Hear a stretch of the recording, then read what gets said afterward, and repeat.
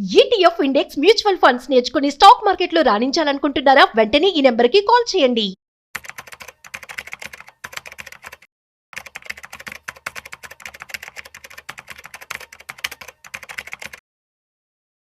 Hi hello నమస్తే, welcome to business bars with Rajiv Pasupuleti on Suman TV. So guys, ఇవాళ మనము చాలా మంది కూడా స్టాక్ మార్కెట్లో ఇన్వెస్ట్మెంట్ చేయడం కోసం దాని యొక్క స్టాక్ ప్రైస్ అనేది తక్కువ ఉంది కాబట్టి ఇన్వెస్ట్మెంట్ చేసేద్దామని చెప్పి అనుకుంటూ ఉంటారు. సో తక్కువ ప్రైస్లో ఉన్నప్పుడు ఇన్వెస్ట్మెంట్ చేస్తే అవి ఎప్పుడైతే స్టాక్ ప్రైస్ పెరుగుతుందో అప్పుడు మీకు ప్రాఫిట్స్లో ఉంటారని చెప్పి అనుకుంటూ ఉంటారు. కానీ ఒక విధంగా అది మంచిదైతే ఒక విధంగా అది చెడు కూడా. సో దీనివల్ల ఏంటంటే ఇంకా పడిపోయే ఛాన్సెస్ ఉంటుంది, కంపెనీ కూడా పాడైపోయే ఛాన్సెస్ కూడా ఉండొచ్చు. సో దీనికి సంబంధించి అసలు స్టాక్ మార్కెట్లో ఇన్వెస్ట్మెంట్ చేసేటప్పుడు, ఏదైనా కంపెనీలో ఇన్వెస్ట్మెంట్ చేసేటప్పుడు ఆ స్టాక్ ప్రైస్ సంబంధించి చూడాలా, లేదంటే కంపెనీ గురించి ఎటువంటి మనం స్టడీ చేయాల్సి ఉంటుంది, ఈ విషయాలు కూడా మనం సుందర్ రామరెడ్డి గారితో అడిగి తెలుసుకునే ప్రయత్నం చేద్దాం. సో హాయ్ సార్, నమస్తే. నమస్తే సార్. యా సార్, అదే సార్, నా క్వశ్చన్ ఏంటి అంటే, చాలామంది స్టాక్ మార్కెట్లో ఇన్వెస్ట్మెంట్ చేసేటప్పుడు ఆ స్టాక్ ప్రైస్ చూస్తారు. సో అంటే అందరి దగ్గర లక్షలు కోట్లు ఉండకపోవచ్చు కాబట్టి సో వాళ్ళు ఏంటంటే ఆ ప్రైస్ చూసి తక్కువ ఉందని చెప్పి కొనేస్తూ ఉంటారు. సో ఒకదానికి అది మంచిదే, కాకపోతే ప్రైస్ ఒక్కటే చూసి ఇన్వెస్ట్మెంట్ చేయాలంటారా, లేదంటే కంపెనీ గురించి కూడా చదువుకోవాలి కాబట్టి సో ఎలా ఇన్వెస్ట్మెంట్ చేస్తే బాగుంటుంది అంటారా? బేసికల్గా మనం ఏదైనా కంపెనీస్తో ఇన్వెస్ట్మెంట్ చేసేటప్పుడు ఆ కంపెనీ ఏ ప్రొడక్ట్ ఆపరేట్ చేస్తున్నారు, ఆ కంపెనీ పర్పస్ ఏంటి, ఆ ప్రొడక్ట్ వల్ల సొసైటీకి ఏదైనా ఉపయోగం ఉందా, అంటే కంపెనీ ఇప్పుడు ఉన్న స్టేటస్ ఏంటి, ఫ్యూచర్లో ఏ స్టేటస్కి వచ్చింది అనుకుంది తెలుసుకోవడం చాలా ఇంపార్టెంట్ అండి. చాలా మంది అంటున్నప్పుడు కంపెనీ అనేది అలోన్ గా సొసైటీలో ఒక పార్ట్, అది ట్రూ సొసైటీ ఒక పార్ట్ అనమాట. సో దాంట్లో ఇన్వెస్టర్స్ ఉంటారు. ఇన్వెస్టర్స్ కి వాళ్ళకి లాభం వచ్చేలాగా ఉందంటే ఇన్వెస్ట్ చేస్తారు, లేదా దూరం వెళ్ళిపోతారు. అంటే ఇన్వెస్టర్స్ ఎప్పుడు కూడా కొంచెం బెస్ట్ ప్రాఫిట్ వచ్చే కంపెనీని ఇన్వెస్ట్ చేద్దాం అనుకుంటారు. ఎంప్లాయీస్ ఎప్పుడైనా ఎవ్రీ ఇయర్ హైక్ అవుతే బాగుంటుంది అనుకుంటారు. అందుకని మంచి గ్రోత్ ఉన్న కంపెనీలోనే ఎంప్లాయీ ఉందాం అనుకుంటారు ఎవరైనా సరే, అది ఎంప్లాయీస్ పర్స్పెక్టివ్. డీలర్స్ ఈ కంపెనీ వాళ్ళ ప్రొడక్ట్స్ బాగుంటేనే వాళ్ళు డిస్ట్రిబ్యూట్ చేస్తారు వేరే వాళ్ళకి. అంటే మిగతా కంపెనీతో పోల్చుకుంటే ఎక్కువ మార్జిన్ ఇస్తూ మంచి క్వాలిటీ ప్రొడక్ట్ లాంచ్ చేస్తుంది అనుకుంటే బాగుంటుంది dealer point of view. Vendor point of వ్యూలో వాళ్ళకి రా మెటీరియల్ ఎక్కువ తీసుకునే వాళ్ళు ఉంటే బెస్ట్, వాళ్ళకి ఇష్టపడుతుంటారు అలాంటి వాళ్ళు. అలాగే కస్టమర్ పాయింట్ ఆఫ్ వ్యూలో మాస్ ప్రొడక్షన్ చేసుకుంటూ తక్కువ రేట్కి బాగా క్వాలిటీ ప్రొడక్ట్స్ ఇచ్చే కంపెనీస్ వాళ్ళు లైక్ చేస్తుంటారు. సొసైటీ పాయింట్ ఆఫ్ లో కంపెనీ మా ఏరియాలో ఉంది కాబట్టి మాకు ఎంతకంత బెనిఫిట్ ఉండదు, కనీసం రోడ్లు ఎత్తా ఉండాలి, కనీసం వాళ్ళకి సోషల్ యాక్టివిటీస్ ఏదో ఒకటికి హెల్ప్ చేస్తూ ఉండాలి అని సొసైటీ ఎక్స్పెక్ట్ చేస్తూ ఉంటుంది. గవర్నమెంట్ పాయింట్ ఆఫ్ లో మంచి ప్రాఫిట్ లో ఉండే కంపెనీ వాళ్ళు ట్యాక్స్లు ఎక్కువ పే చేయాలి అనుకుంటా ఉంటది.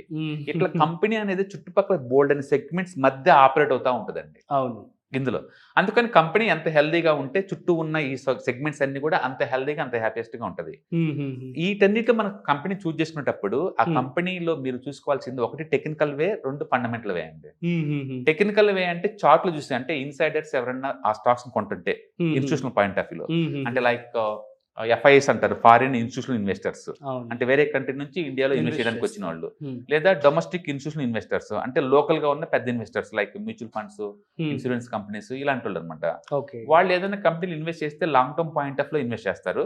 రెండోది ఫండమెంటల్ బాగుండి లేదా ఫ్యూచర్ లో ఫండమెంటల్ బాగా ఇంప్రూవ్ అవుతుంది అనుకుంటే అలాంటి వాళ్ళు ఇన్వెస్ట్ చేస్తూ ఉంటారు. అందుకని అలాంటి వాళ్ళు అంటే కంపెనీ బాగా స్టడీ చేసి వాళ్ళకి ఇన్సైడ్ ఇన్ఫర్మేషన్ తెలిసి ఉంటుంది కాబట్టి అనలైజ్ చేసి కరెంట్ ప్రైస్ అనేది ఈ బ్యాడ్ న్యూస్ అన్నిటికి ఇన్బుల్ట్ అయిన ప్రైసా లేదని చూసి వాళ్ళు కొంటారు. కాబట్టి ఇన్స్టిట్యూషనల్ ఫాలో అవుతూ మనం కూడా కొంటానే టెక్నికల్స్ అంటాం మనం. అంటే ఇన్స్టిట్యూషన్ కొంటే నేను కొంటాను, వాళ్ళు అమ్ముతుంటే నేను అమ్ముతాను. కాబట్టి వాళ్ళ ఫుట్ ప్రింట్స్ ట్రాక్ చేయటాన్ని మనం టెక్నికల్స్ అంటాం. అందుకని టెక్నికల్ అనాలిసిస్ అని పేరు పెట్టి మనం ఏం చేస్తున్నాం అంటే, ఇన్స్టిట్యూషనల్ కొనే ఏరియా డిమాండ్ ఏరియా, ఇన్స్టిట్యూషన్ అమ్మే ఏరియా సప్లై ఏరియా. నువ్వు డిమాండ్ సప్లై అనాలిసిస్ అనండి, లేదా సపోర్టేషన్ థియరీ అనండి, లేదా స్మార్ట్ మనీ కాన్సెప్ట్స్ అనండి, మీరు ఏదైనా అనండి. మీరు ఏం చేస్తున్నారంటే వాళ్ళని ట్రాక్ చేసుకుంటూ వాళ్ళు బై చేస్తే మీరు బై చేస్తున్నారు, వాళ్ళు సెల్ చేస్తే మీరు సెల్ చేస్తున్నారు, అంతే. దాన్ని టెక్నికల్స్ అంటారు. అందుకని మీకు కనుక టెక్నికల్ అనలిస్ట్ అయితే కనుక మీరు ప్రైస్ ని, వాల్యూమ్ ని స్టడీ చేసి స్టాక్స్ పిక్ చేయొచ్చు, అదొక పద్ధతి. రెండోది, మీరు లాంగ్ టర్మ్ చూసుకుంటే ఇవేం వర్కౌట్ అవ్వవు.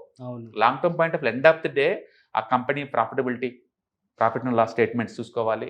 రెండోది వాళ్ళ ప్రొడక్ట్స్ ఎక్స్పాన్షన్ చూసుకోవాలి, అంటే లాభాలు వస్తున్నాయో చెక్ చేసుకోవాలి. వాళ్ళకున్న raw material, finishing goods price ఎలా ఆపరేట్ అవుతుందో చూసుకోవాలి. కంపెనీ మేనేజ్మెంట్ యొక్క యాటిట్యూడ్, వాళ్ళకున్న ఎక్స్పీరియన్స్, వాళ్ళు ఎలా ఆపరేట్ చేస్తుందో చూసుకోవాలి. వాళ్ళు ఉన్న డొమైన్ ఎంత పెద్దగా స్ట్రాంగ్ గా ఉంది, పెద్దగా ఉందా లేదా, చిన్నగా ఉందో చూసుకోవాలి. ఇలా బోల్డ్ అన్ని ఫ్యాక్టర్స్, వాళ్ళ కల్చర్, వాళ్ళ ఎథిక్స్, వాళ్ళ ఇన్నోవేషన్ పెట్టే ఖర్చు, వాళ్ళ ప్రాఫిటబిలిటీ, ప్రాఫిట్ అండ్ లాస్, వాళ్ళ అసెట్స్ ఎలా గ్రో అవుతున్నాయి, అప్పులు ఎలా ఇచ్చేస్తున్నారు, వరల్డ్ వైడ్ గా ఎక్స్పాండ్ చేస్తున్నారు లేదా, బోల్డ్ అని స్టడీస్ మనం చేయాల్సి ఉంటుంది ఫండమెంటల్ గా. అందుకని కంపెనీ మీరు పిక్ చేసిన ప్రైస్ అనేది చిన్న పాయింట్ అంతే, అది చిన్న ఎలిమెంట్ అంతే. రెస్ట్ ఆఫ్ ది ఎలిమెంట్స్ కూడా కనెక్టివిటీ చేసుకున్నప్పుడే మీకు డాట్స్ కనెక్ట్ అవుతాయండి. అందుకని డైరెక్ట్ స్టాక్ పిక్ అనేది అంత ఈజీ కాదు, రిటైలర్స్ కోసం కాదు అది. రిటైలర్స్ అంటే వాళ్ళ ప్రశ్న వాళ్ళు బిజీగా ఉంటారు, టమాటాలు కొనంత ఈజీగా స్టాక్స్ కొనలేము. రేట్ ఒకటనే చిన్న క్రైటీరియా, మిగతా క్రైటీరియా మనం పట్టుకోలేం కదా. అందుకో రేట్ తక్కువ అన్నంత మాత్రం స్టాక్ మనం హేట్ చేయలేము. Example, I do bet on HEC, Hindustan construction company అండి HCC. I'm expecting that is going to move to 100 next future లో. కంపెనీ ప్రైస్ తక్కువ ఉండొచ్చు, వాళ్ళ ఇండియాలో nuclear infrastructure India's number 1 company అది. ఇండియన్ గవర్నమెంట్ ఇప్పుడు ఇన్ఫ్రాస్ట్రక్చర్ ని, న్యూక్లియర్ ఎనర్జీని ప్రైవేటైజ్ చేస్తుంది ఫస్ట్ టైం. అంటే బోల్డ్ అని ఆపర్చునిటీ క్రియేట్ అవుతుంది ఆ ఏరియాలో. ఇది ఇన్ఫ్రాస్ట్రక్చర్ మ్యానుఫ్యాక్చరింగ్ కంపెనీ కాబట్టి ఆ ఏరియాలో హెచ్సిసికి మంచి ఛాన్స్ ఎక్కువ ఉండే ఛాన్స్ ఉంది.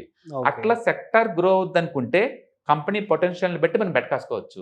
అందుకని తక్కువ రేట్ ఉన్న స్టాక్స్ మీద బెట్ కాయడం తప్ప అంటే తప్పు కాదు, మీకు ఎంతకంత డేటా మీకు ఐడియా కనుకుంటే. అదే టైంలో చిన్న రేట్ ని చూసి మాత్రం మీరు కొనవద్దు స్టాక్స్ ని, వాళ్ళకున్న ఎక్స్పర్టైజ్ చూసి మాత్రం మీరు కొనాల్సి ఉంటుంది. బట్ అన్ఫార్చునేట్లీ చాలా మంది ఏం చేస్తారంటే ఇలా 10 రూపీస్ బిలో ఉండాలి, 50 రూపీస్ బిలో ఉండాలి, 100 రూపీస్ బిలో ఉండాలి అలా చూస్తారండి. క్రైటీరియా అలా చూడమాకండి. వాళ్ళు ఆ సెగ్మెంట్ లో లీడర్ అయి ఉన్నారనుకోండి మీరు తీసుకోవచ్చు. సో ఇప్పుడే చెప్పారు, సో హెచ్ఈసి అని. So with your real time example, I mean practical గా మీరు చూస్తారు కాబట్టి ఏమైనా ఒక 4-5 మీరు నేమ్ చేయగలరా అట్లా గ్రో అయినవి? మీరు ఐడియా కోసం కావాలంటే మీరు చూసుకోవచ్చండి. అంటే బిలో 100 లో కూడా క్వాలిటీ మనం ఉంటే, నేను ఈ పాయింట్ ఆఫ్ టైం అయితే నేను తక్కువ ఆపరేట్ చేస్తాను. యాక్చువల్లీ బిలో 100 నేను ఆ క్రైటీరియా సెలెక్ట్ చూసుకోవట్లేదు. ఒక హెచ్ఈసి ఎందుకంటే అది నేను బైసాల్ చేస్తా ఉంటాను ఫ్రీక్వెన్సీ కాబట్టి. We're expecting that is going to move towards 100 rupees direction. ఇప్పుడైతే 33-31 దగ్గర ఉన్నట్టుంది. నేను మిగతా బిలో 100 ఉంటే నేను తీసుకున్న క్రైటీరియా నేను తీసుకోను. ఎందుకు అంటే ఒకటి, ఎక్కువ సార్లు మెజారిటీ స్టాక్స్ జీరో కల్ ట్రావెల్ చేసేయన్ని లేదు, సింగిల్ డిజిట్ లో ఉంటాయి జీరో కల్ ట్రావెల్ చేసేయన్ని. మరి మీరు ఎప్పుడైనా సరే మార్కెట్ క్యాపిటలైజేషన్ పెట్టుకోండి క్రైటీరియా లాగా. మార్కెట్ క్యాపిటలైజేషన్ 1000 కోట్ల కన్నా పైన ఉండాలి లేదా 1,00,000 కోట్ల కన్నా పైన ఉండాలి, మీకు సేఫ్టీ వస్తుంది. ఎంత మార్కెట్ క్యాపిటలైజేషన్ పెద్దగా అవుతే అంత సేఫ్టీ వస్తుంది. స్టాక్ ప్రైస్ బట్టి సేఫ్టీ రాదండి. స్టాక్ ప్రైస్ ఇప్పుడు ఐటీసీ ఉందనుకోండి, ఇండియాలో టాప్ 10 లో ఒక కంపెనీ, అది 5 లక్షల కోట్ల కంపెనీ. బట్ స్టాక్ ప్రైస్ నీకు 244 కి దొరుకుతుంది. అది అలాగని చెప్పి చీపర్ కాదు కదా అది. అలాగే ఎంఆర్ఎఫ్ ఉందనుకోండి, మోర్ దెన్ 1.5 lakh ఉంటుంది. అలాగే అది పెద్ద కంపెనీ కాదండి, 50,000 కోట్ల కంపెనీ. అంటే ఐటీసీ 200 రూపాయల స్టాక్ అది, బట్ 5 లక్షల కోట్ల కంపెనీ అది. ఎంఆర్ఎఫ్ 1,00,000 కోట్ల కంపెనీ, 1,00,000 ఒక షేర్ 1,00,000 ఉంటుంది అది. బట్ మార్కెట్ క్యాపిటలైజేషన్ వచ్చేసరికి నీకు అది 50,000 కోట్లే ఉంటుంది. అంటే కంపెనీ సైజ్ ముఖ్యం తప్ప షేర్స్ కాదండి. అంటే కంపెనీలో స్టాక్స్ ఎక్కువ ఉంటే రేట్ తగ్గిద్ది, తక్కువ స్టాక్స్ ఉంటే రేట్ పెరిగిద్ది. అందుకని రేట్ అనేది మీరు చూడమాకండి ఎప్పుడైనా. అంటే ప్రాఫిటబిలిటీ చూసుకోండి, సేల్స్ కన్సిస్టెన్సీగా పెరుగుతుందో చెక్ చేసుకోండి, అండ్ ఇన్స్టిట్యూషనల్ లోపల ఎంటర్ అవుతుంటే చూసుకోండి. అందుకని టెక్నో ఫండా అంటాం, రెండు మ్యాచ్ అయితే మీరు తీసుకోవచ్చు. Super sir, thank you so much. So guys అర్థమైంది కదా. సో ఎప్పుడైనా సరే కూడా మీరు స్టాక్లో ఇన్వెస్ట్మెంట్ చేసేటప్పుడు దాని యొక్క ప్రైస్ చూసి మాత్రం ఎప్పుడు కూడా ముందడుగు వేయకండి. సో ఫస్ట్ కంపెనీ గురించి పూర్తిగా స్టడీ చేసి దెన్ ఓన్లీ మీరు ఇన్వెస్ట్మెంట్ చేయండి. సో మరొక స్పెషల్ ఇంట్రెస్టింగ్ కాంటెంట్తో మళ్ళీ కలుద్దాం. అంతవరకు చూస్తూనే ఉండండి business buzz with Rajiv Pasupuleti on Suman TV. Hi, stock మార్కెట్లో వాలటిలిటీకి దూరంగా ఉంటున్నారా? పోర్ట్ఫోలియోస్ అన్ని కూడా రెడ్లో ఉండి బ్లీడ్ అవుతున్నాయా? అంటే స్టాక్ మార్కెట్లో ఉండి సస్టైనబిలిటీ ఉన్న బిజినెస్ మోడల్ లాగా, లేదా స్టాక్ మార్కెట్ లాంగ్ టర్మ్లో మంచి వెల్త్ క్రియేట్ చేసుకునేలాగా ప్లానింగ్స్ ఏమైనా ఉన్నాయా?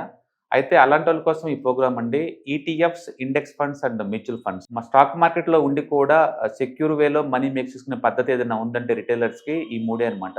దీంట్లో కాంప్రహెన్సివ్గా మీకు ట్రైనింగ్ అండ్ గైడెన్స్ జరుగుతుంది. అండ్ వీకెండ్స్లో జరిగే ఈ ప్రోగ్రాంలో అటెండ్ అవడం ద్వారా ETFs, index funds and mutual ఫండ్స్లో మీ నాలెడ్జ్ పెంచుకోండి. మీ పోర్ట్ఫోలియో మీరే మెయింటైన్ చేయడం ద్వారా ఇయర్లీ యావరేజ్ మీద 20 to 30% మనీ మేక్ చేసుకోండి. All the best. Thank you.